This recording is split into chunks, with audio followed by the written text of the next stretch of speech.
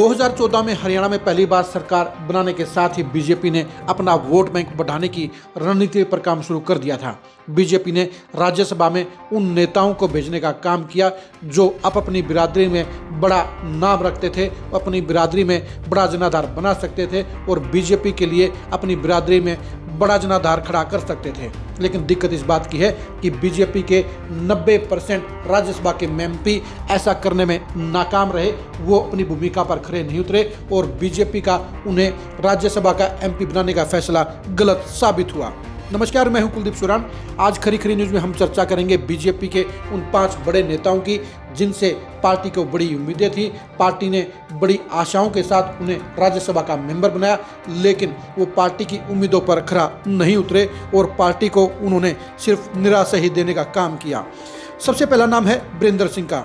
2014 में बीजेपी की सरकार बनने के बाद बीरेंद्र सिंह को पूरी प्रमोशन देने का काम किया गया।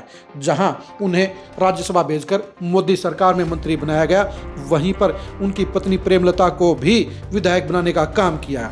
बीजेपी को लगता था कि बीरेंद्र सिंह के जरिए वो सिर्फ हरियाणा के जाट वोटरों को अपने साथ नहीं जोड़ेगी, बल्कि के साथ साथ बीरेंद्र सिंह को पूरे भारत के अंदर जाटों के बड़े नेता के तौर पर स्थापित करने का काम करेगी।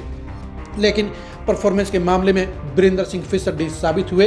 वो बीजेपी हाईकमान की उम्मीदों पर खरा नहीं उतरे।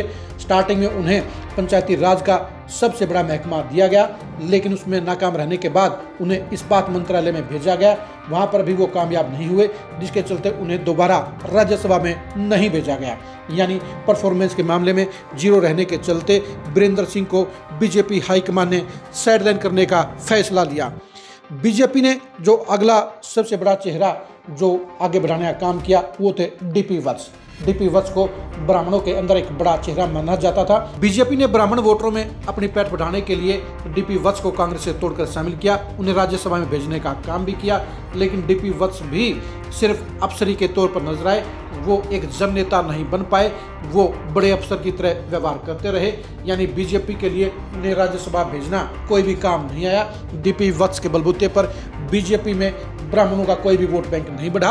अगर आज भी ब्राह्मणों का वोट बैंक बीजेपी को मिल रहा है तो वो बीजेपी की अपनी रणनीति के चलते और बीजेपी के 1 दर्जन ब्राह्मण नेताओं के बलबूते पर मिला है। लेकिन डीपी वत्स को राज्यसभा भेजकर बीजेपी जो उम्मीदें कर रही थी वो उम्मीदें पूरी नहीं हुई है। यही वजह है कि बीजेपी के लिए उनको राज्यसभा भेजना पूरी तरह से नाकाम रहा है, पूरी तरह से गलत फैसला साबित हुआ है। रामचंद्र जांगड़ा को भी बीजेपी ने इसलिए राज्यसभा में भेजा था ताकि बीसी वोटर बीजेपी के साथ में जुड़ सके। रामचंद्र जांगड़ा परफॉर्मेंस की कसौटी पर पूरी तरह से फेल साबित हुए हैं। उल्टे उनके फिजूले बयानों के चलते बीजेपी को कई बार समस्याओं से घिरना पड़ा है, कई बार परेशानियों से झेलना पड़ा है और यही वजह है कि रामचंद्र जांगड़ा बीजेपी के लिए अब मददगार नहीं बल्कि बोझ बनते हुए लग रहे हैं। हरियाणा में बीजेपी ने अपनी नीतियों के बलबूते पर बीसी वोटरों के 90% हिस्से को अपने साथ जोड़ने में सफलता हासिल कर ली है, लेकिन इस मामले में रामचंद्र जांगड़ा किसी भी तरीके से मददगार साबित नहीं हुए हैं। वो हरियाणा में बड़े बीसी चेहरे नहीं बन पाए हैं। वो सिर्फ गुहाना तक सिमट कर रह गए हैं। कहने को राज्यसभा के मेंबर हैं, लेकिन उनका बीसी वोट बैंक की पॉलिटिक्स पर इम्पैक्ट जरा भी नजर नहीं आता है। जो चौथे चेहरे हैं वो हैं सुभाष बराड़ा। बीजेपी हाईकमान ने सुभाष बराड़ा को पहले प्रदेश का अध्यक्ष बनाया। इसके पीछे वजह ये थी कि बीजेपी हाईकमान को लगता था कि अगर किसी जाट नेता को प्रदेश अध्यक्ष बनाया जाता है तो उसके चलते जाट वोटरों में बीजेपी की पैठ बढ़ेगी, जाट वोटरों में बीजेपी का जनाधार बढ़ेगा और जाट वोटर लामबंद होकर बीजेपी के साथ खड़े होंगे। लेकिन सुभाष बराड़ा अपने कार्यकाल में ऐसा करने में नाकाम रहे। वो बड़े जाट नेता नहीं बन पाए, लेकिन इसके बावजूद भी बीजेपी ने सुभाष बराड़ा को दूसरा मौका देने का काम किया और उन्हें राज्यसभा भेज दिया। लेकिन राज्यसभा जाने के बावजूद भी सुभाष बराड़ा अभी तक सिर्फ टोहाना में अटके हुए हैं। वो बड़े जाट नेता के तौर पर अपना रसूख नहीं बना पाए हैं। वो जाट समुदाय में अपनी बड़ी पहचान नहीं बना पाए हैं। वो जाट वोटरों के बड़े नेता नहीं बन पाए हैं। यानी लगातार प्रमोशन देने के बावजूद सुभाष बराड़ा बीजेपी हाईकमान की कसौटी पर खरे नहीं उतरे हैं। वो एक जाट चेहरे के तौर पर राज्यसभा की सीट तो ले गए हैं, लेकिन एक जाट नेता के तौर पर अपनी पहचान नहीं बना पाए हैं। यानी उनको राज्यसभा भेजना भी बीजेपी हाईकमान का गलत फैसला साबित हुआ है।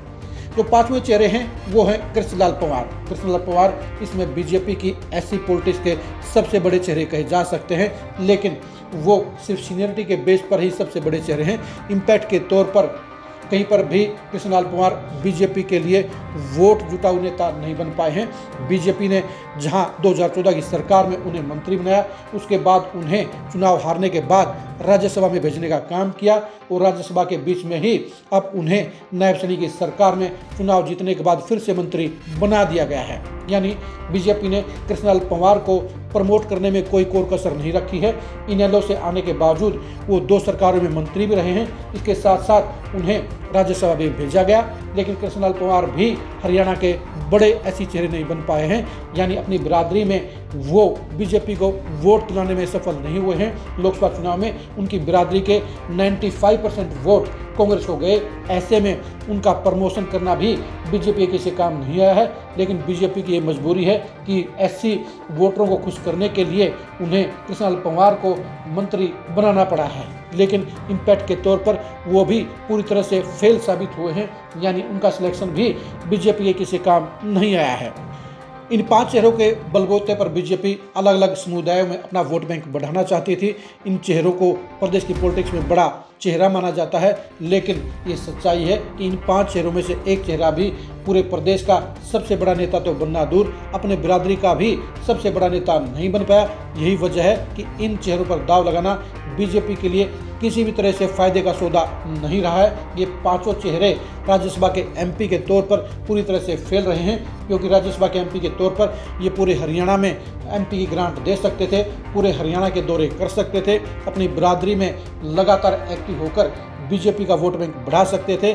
लेकिन सच्चाई ये है कि ये 5 के 5 पॉलिटिशियन सिर्फ अपने इलाकों तक सीमित रहे। उन्होंने पूरे हरियाणा में इम्पैक्ट डालने के लिए कभी भी ईमानदारी से कोशिश नहीं की, कभी भी जी तोड़ मेहनत नहीं की, और यही वजह है कि ये अब अपनी बिरादरियों में हरियाणा में सबसे बड़े नेता बनने में नाकाम रहे। आप बीजेपी के इन 5 नेताओं की परफॉर्मेंस के बारे में क्या कहेंगे, कमेंट करके जरूर बताइए।